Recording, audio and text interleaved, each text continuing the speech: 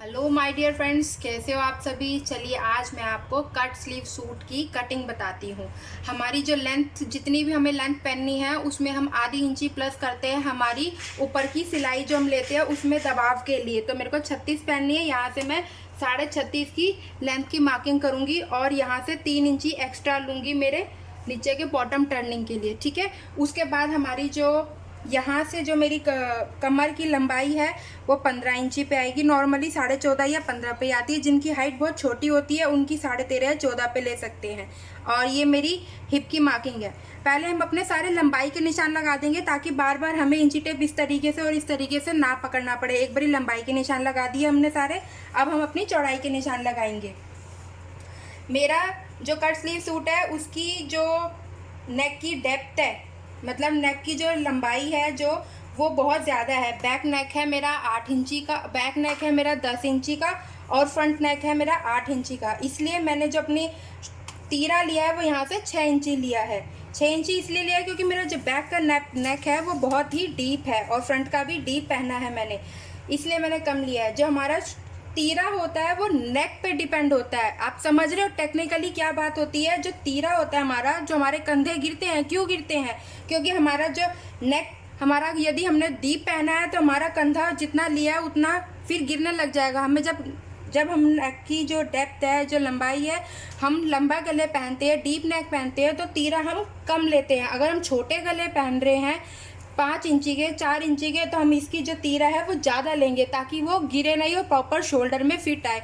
अगर हमने नेक जो है 5 इंची का लिया, शोल्डर तीरा हमने 6 इंची का ले लिया है तो हमारा ये कंधे से खींचेगा, अलग सा खिंचाव, वो टाइटनेस फील होएगा हमको। इसलिए हम यहाँ से अपनी जो तीरा है वो नेक पे डिपेंड होता है और इसीलिए हम अपना जो शोल्डर है वो कम लेते हैं क्योंकि हमारा नेक डीप है। जब हमने ये शोल्डर 6 लिया है और हमारा आर्म हम 7 लेंगे क्योंकि मेरी जो बस्ट का साइज़ है वो है 38। 7 इसलिए भी लेंगे क्योंकि ऊपर आधी इंची हमारा शोल्डर डाउन होएगा और आधी इंची के बाद, शोल्डर डाउन होने के बाद में आधी इंची सिलाई में चला जाएगा। मतलब 1 इंची का तो लॉस मेरा यहीं पे ही हो जाएगा। अगर मैं 6 इंची का लूँगी तो 5 इंची का मेरा नेक रह जाएगा जो मेरे कस्टमर को फिट नहीं आएगा। इसलिए मैंने 7 इंची का नेक लिए, ठीक है। अब यहाँ पे हम अपनी अपर बस्ट की मार्किंग करेंगे। अपर बस्ट हमारी 38 है। 38 का हाफ होता है, ये हमारी अपर बस्ट की मार्किंग हो गई। इसके बाद इससे 2 इंच नीचे हम अपनी बस्ट की मार्किंग करते हैं, ठीक है। ये हमारी वेस्ट लेवल हो गया कमर की और ये हमारी हिप की हो गई। देखिए फ्रेंड्स, मेरी जो अपर बस्ट है वो है 38। 38 को हम 4 से डिवाइड करेंगे तो 9.5 आएगा। 9.5 में हम आधी इंची की लूजिंग देंगे। हम एग्जैक्ट 9.5 का निशान नहीं लगाएंगे, नहीं तो हमारा बॉडी में आएगा नहीं। 9.5 में आधी इंची की लूजिंग देंगे तो 10 आएगा। 10 में मैंने अपना अपर बस्ट, जो हमारी आर्मोल पे होती है अपर बस्ट, वहाँ पे लगाया। इससे 2 इंची नीचे हम बस्ट नापते हैं। ये मेरी है 10.5, 38। मेरी बस्ट है 40। 40 का हाफ, 40 का 4th पार्ट होगा 10। 10 में हाफ इंची प्लस करेंगे तो 10.5 आ जाएगा, ठीक है।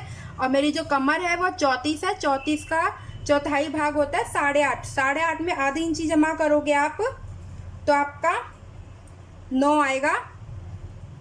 कमर, मेरी कमर आई है अब 9 इंची की। इसी तरीके से जो हिप है मेरा वो है 40 का। 40 में हम 4 को डिवाइड से कर देंगे तो हमारा 10 आ जाएगा। 10 में आधी इंची जमा करेंगे तो ये मेरा आ जाएगा 10.5। अब तो मेरी ये हो गए फिटिंग के निशान। इसको मैं स्केल से इस तरीके से मिला दूंगी। अब एक और बात आप लोग मेरी बड़ी ध्यान से देखिएगा, बहुत टेक्निकली पॉइंट है ये मेरा। अब ये जो मेरा ये चोंच बनी है, ये चोंच आएगी, अगर हम इसी पॉइंट पे सिल देंगे तो हमारा यहाँ से झोल आएगा, अजीब सा खिंचाव आएगा, फिनिशिंग नहीं आएगी। इसको हम किस तरीके से मर्ज करेंगे, यहाँ से 2 सूत आगे लेंगे और इस तरीके से हम इसको, अभी हमारा हल्का कर्व आया जिससे हमारी फिटिंग बहुत अच्छी आएगी और लूज नहीं लगेगा। अगर आपको लगता है कि ऐसे लूज हो जाएगा तो लूज नहीं होगा हमारा कमर से ये। और इसको हम, ये हमारी अपर बस्ट से इस तरीके से, सीधा नहीं मिलाना स्केल से, इस तरीके से ऐसे नहीं मिलाना, नहीं तो यहाँ चोंच आ जाएगी। इसको भी हल्का राउंड देते हुए मिलाना आपको, इस तरीके से। आप देख रहे हो मैंने किस तरीके से हल्का अपनी शेप को कर्व में किया, पॉइंटेड नहीं बनाई है। मेरी कोई भी शेप पॉइंटेड नहीं है, तो आप भी इस चीज़ का ध्यान रखिएगा, ठीक है। अब जो मेरा आर्म होल है वो मेरी बस्ट पे डिपेंड करता है। एक्चुअली क्या होता है, अगर मेरी ये बस्ट 32 की है तो मैं 7.25 7.5 का लूँगी। अगर मेरी बस्ट 40 के अबव है तो मैं इसे 7 पौने 7 का लूँगी। समझ रहे हो आप? आपकी बस्ट, आपका जो आर्मोल है आपकी बस्ट पे डिपेंड होता है। हमारी बस्ट का साइज 44 48 46 होता है, तो हमारा ये जो आर्मोल है ये कम हो जाता है, क्योंकि यहाँ से अगर हम कम लेंगे तो हमें यहाँ से स्पेस ज़्यादा मिल जाएगा। समझ रहे हो? यहाँ पे 38 में मेरा निशान यहाँ है, अगर यही मेरी 42 होती तो मेरा निशान यहाँ होता। 2 इंच 1.5 इंच मेरे को यहाँ से स्पेस मिला है, तो यहाँ से 1 इंच छोटा हो जाएगा तो कोई फ़र्क नहीं पड़ेगा, बल्कि फिटिंग अच्छी आएगी। ये बहुत टेक्निकली पॉइंट है, आप ये चीज़ ट्राई करिए, आपकी फिटिंग कभी ख़राब नहीं होगी, कभी यहाँ झोल नहीं आएगा, कभी आपका तीरा नहीं गिरेगा।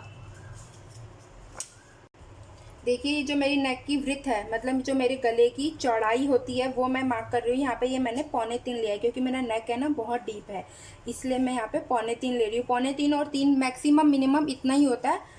और यहाँ से मैं अपना ये शोल्डर डाउन कर रही हूँ। शोल्डर डाउन अगर आप नहीं करोगे ना तो यहाँ से आपका ना उठा उठा लगेगा, ढीला ढीला लगेगा, फिटिंग नहीं आएगी आपके शोल्डर में।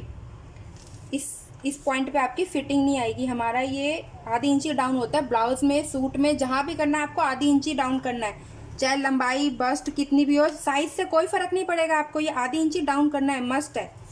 उसके बाद आपके इसको मिड पॉइंट लोगे, 6.5 है, इसका 3.25 मिड पॉइंट आएगा। देखिए 6.5 एग्जैक्ट है, इसको 3.25 पे मैंने मार्क किया, आधी इंची ये मैंने निशान लगाया। अब इसको इस तरीके से आप मिला दोगे।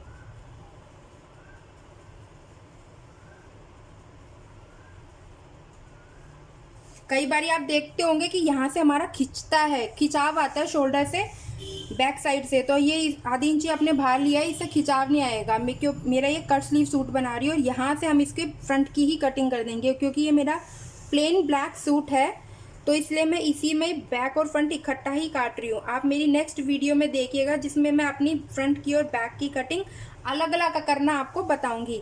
अब इसमें मैंने अपनी ये फ्रंट का आर्मोल काटा है और ये बैक का। फ्रंट का आर्मोल अगर आप नहीं शेप दोगे इस तरीके से राउंड वाली, तो आपके आगे जो झोल आ जाता है ना वो भी आ जाता है इससे, अगर ये शेप नहीं दोगे। ये शेप देनी बहुत ज़रूरी होती है। इसी तरीके से आप यहाँ पे 1.5 पौने 2, आप 2 से ज़्यादा नहीं लेना, और 1.5 लगभग 1.5 मिनिमम 1.5 ले लेना। आप कम भी ले सकते हो, अब इसमें मार्जिन ऐसा ज़रूरी नहीं है कि आपको इतना ही लेना है। चाहो तो 1 इंची का भी ले सकते हो, चाहो तो आप इसको 2 इंची से ज़्यादा नहीं लेना, बट क्योंकि यहाँ पे कपड़ा इकट्ठा होगा तो उससे आपकी फिटिंग में भी इफेक्ट पड़ता है जितना ज़्यादा लोगे।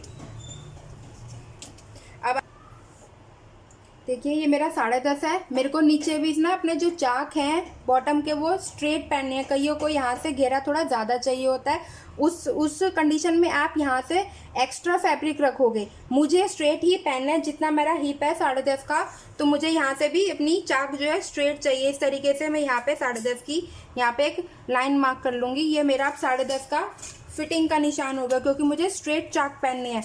ए लाइन शेप में या थोड़ा ज़्यादा बॉटम में चाक का मेरे को यहाँ से घेरा नहीं चाहिए, इसलिए मैंने स्ट्रेट की मार्किंग करी है। अब ये चाक हमारे डिपेंड कैसे होते हैं, हमें ये कपड़ा कितना फोल्ड करना है और कितना नहीं लेना। देखिए मैंने बिल्कुल एज पे कटिंग करी है, मेरा बिल्कुल भी एक्स्ट्रा फैब्रिक नहीं आया यहाँ से एक लेयर में, क्योंकि मैंने बिल्कुल मेजरमेंट के हिसाब से किया। मेरा मेजरमेंट था हिप के अकॉर्डिंग मैंने लिया है अपना। मेरा ये 10.5 है, मैंने इसमें 2 इंची ऐड किया है, ये मेरा अब 12 इंची का हो गया। इसके अकॉर्डिंग ही मैंने अपना ये ऐड किया। जितना मेरा हिप है उसमें आप अपना मार्जिन प्लस कर दोगे, जितना भी आपको मार्जिन लेना है उसके अकॉर्डिंग आप अपने फैब्रिक को फोल्ड करोगे, ताकि जो आपका फैब्रिक है वो ज़्यादा वेस्ट ना हो। ये देखो मैंने अपना बैक का और फ्रंट का जो पोर्शन था वो अलग अलग कर लिया। अब मैं सिर्फ अपने फ्रंट के पार्ट को इसमें से अलग कर रही हूँ। ये मेरा बैक का था जो मैंने अलग कर दिया बैक का। अब मैं अपनी जो मार्किंग है, अब मैं अपने जो मैंने फ्रंट की मार्किंग करी है, अब मैं इसको कट करूँगी, ताकि मेरा बैक और फ्रंट की कटिंग हो जाए, आर्म होल की कटिंग हो जाए। क्योंकि ये मेरा कट स्लीव सूट है, इसलिए मैंने जो बैक और फ्रंट में ज़्यादा शेप नहीं दिया, नहीं तो 1 इंची की शेप आती है। अब मैं आपको अपनी कटिंग दिखाती हूँ बैक और फ्रंट की। ये देखिए मेरा बैक का पोर्शन है, बैक का पल्ला है, और ये मेरी फ्रंट का पल्ला है, बैक दोनों एक साथ है। देखिए जो मेरी अपनी फिटिंग के निशान लगाया है, इस पर मैं हल्के हल्के छोटे छोटे नोचेस लगा दूंगी, ताकि मुझे बाद में ये पता रहे कि मेरे को अपनी फिटिंग की जो लाइनिंग है वो कहाँ से कहाँ तक देनी है। इन नोचेस को मिलाते हुए ही मैं अपने इसको कुर्ते को स्टिच करूँगी। ये देखिए मैंने जो अपनी चौक चलाई थी फिटिंग का निशान, अब मैंने इसे चौक से डार्क कर लिया। अब मैं इसको नोचेस से मिलाते हुए रखूँगी और इसको ट्रेस कर लूँगी। अपनी जो फिटिंग की जो मेरी मार्किंग करी है उसको इस साइड भी ट्रेस कर लूँगी, ताकि मुझे बार बार इंची टेप उठा के अपनी फिटिंग की मार्किंग ना करनी पड़े। इससे मेरा टाइम भी सेव होगा।